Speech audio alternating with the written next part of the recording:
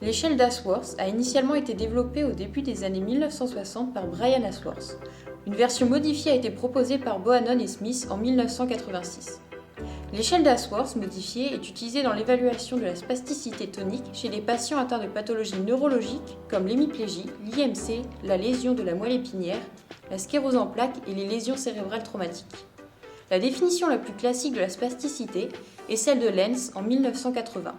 La spasticité est un désordre moteur caractérisé par une exagération vitesse-dépendante du tonus musculaire associée à des saccades tendineuses résultant d'une hyperexcitabilité du réflexe d'étirement.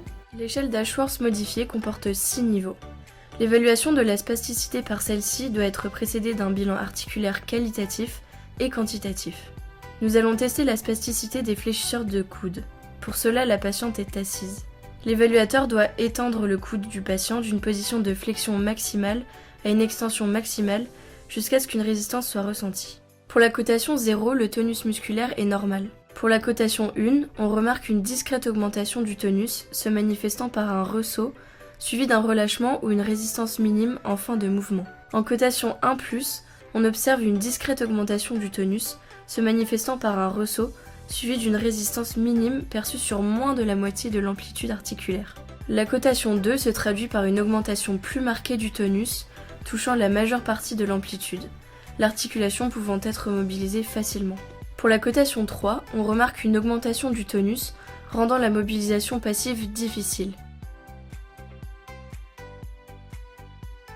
Enfin, si l'articulation est fixée, ici en flexion, on aura une cotation 4.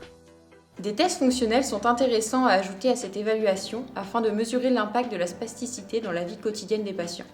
Une autre échelle existe pour évaluer la spasticité, l'échelle de Tardieu, qui prend en compte la vitesse contrairement à l'échelle d'Ashworth modifiée.